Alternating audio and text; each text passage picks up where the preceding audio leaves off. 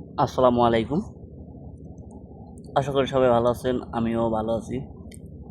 প্রতিদিনের মতো আজকেও আপনাদের সাথে কিছু কথা বলতে আসলাম। কারণ আমরা যারা বাংলাদেশি তারা সবাই আবেগপ্রবণ একটু বেশি। কারণ একটা কিছু হয়ে গেলে সেইটার উপর মানুষ এমনভাবে ঝুঁকে পড়ে, সেটা আসলে বলাই মুশকিল। তো আজকে আমি আপনাদের সাথে কয়েকটা কথা বলবো যে ইলেকট্রিক্যাল সম্পর্কে। বর্তমান বাংলাদেশ থেকে যারা সিঙ্গাপুরে আসার জন্য খুবই আগ্রহের সাথে আসার জন্য একটি স্বপ্ন দেখতেছেন, তো স্বপ্ন দেখতেছেন, ঠিক আছে, ভালো কথা। তো কোথায় আসবেন আর কোন জায়গায় বর্তমান সিঙ্গাপুর লোক নিতেছে কাজের জন্য, সেটা আপনাদেরকে অবশ্যই আগে থেকেই খোঁজ খবর নিতে হবে।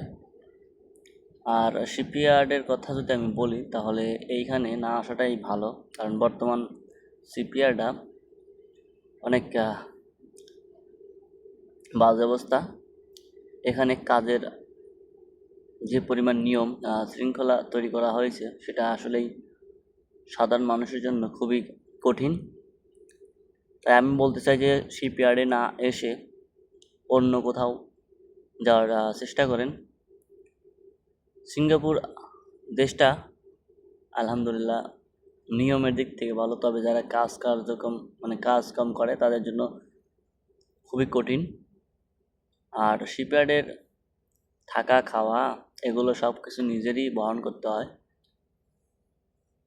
যার কারণে আপনি আপনার রাস্তাটা খুব সহজভাবে পার করতে পারবেন না। আপনি সর্বোচ্চ প্রতি মাসে 40,000 থেকে 45,000 টাকা দেশে পাঠাইতে পারবেন, যার নতুন অবস্থায় আছেন, যদি কোম্পানি ভালো থাকে, নতুবা আপনার পক্ষে অসম্ভব হয়ে যাবে। তাই বলতেছি যে 8 থেকে 12 লাখ টাকার মধ্যেই সিঙ্গাপুর না আসে, বা 15 লাখ টাকা কত থেকে শুনি যে আসতেছে, তো এইগুলো না কইরা এর মধ্যে 4 থেকে 5 লাখ টাকা মালয়েশিয়া যায় ভালো আমি মনে করি। সেখানে 30,000 টাকা পাওয়া মানে অনেক কিছু, কিন্তু সিঙ্গাপুরে না আসাটাই ভালো। যারা ভাই স্বপ্ন দেখেন তারা বাস্তবতার মধ্যে এখনও নাই।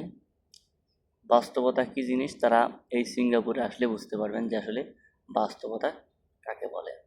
তো বলতেছি ভাই, এত টাকা খরচ না কইরা সিঙ্গাপুরে না আসিয়া আপনি মালয়েশিয়া, সৌদি আরব ঢোকার চেষ্টা করুন। জানি সব দেশই এখন খুব খারাপ অবস্থা, তবে আমি মনে করি সেখানে ঢোকাই ভালো। আর যদি না আসতে বা যদি না করেন তাহলে দেশে একটা ব্যবসা করাই ভালো। 5টা গরু পালেন, তার সাথে কিছু আবাদ জমি চাষাবাদ করেন, আপনার জন্য খুবই ভালো হবে। আর একটা কথাই বলবো যে শিপইয়ার্ডে আসতে গেলে আপনাকে অবশ্যই অনেকগুলা সিঙ্গাপুরে পরীক্ষা দিতে হয়, এসওসিএস পরীক্ষা দিতে হয়, আর ইন্ডাকশন পরীক্ষা দিতে হয়, নানান ধরনের পরীক্ষা, প্রায় 5 রকমের পরীক্ষা আপনাকে দিতে হবে। এখানে সর্বোচ্চ গুরুত্বপূর্ণ পরীক্ষা হচ্ছে এসওসিএস পরীক্ষা।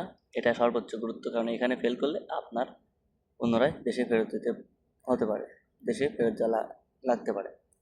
তো বলতে চাই যে ভাই, আপনি যেখানে আসেন না কেন, আপনি আসার আগে একটু ভাববেন। আপনার যদি লোক থাকে সেটাও বলার চেষ্টা করবেন। তবে বিশেষ করে সিঙ্গাপুরে বেশিরভাগ লোক এখন বর্তমান আগের থেকে অনেকটাই বাজে অবস্থা হয়ে গেছে। কেউ সত্য কথা বলতে চায় না, বললেই সমস্যা। তো সবাই ভালো থাকবেন। যদি পারি ভালো কিছু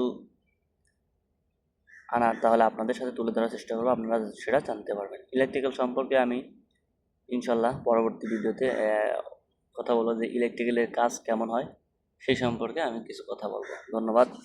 আসসালামু আলাইকুম।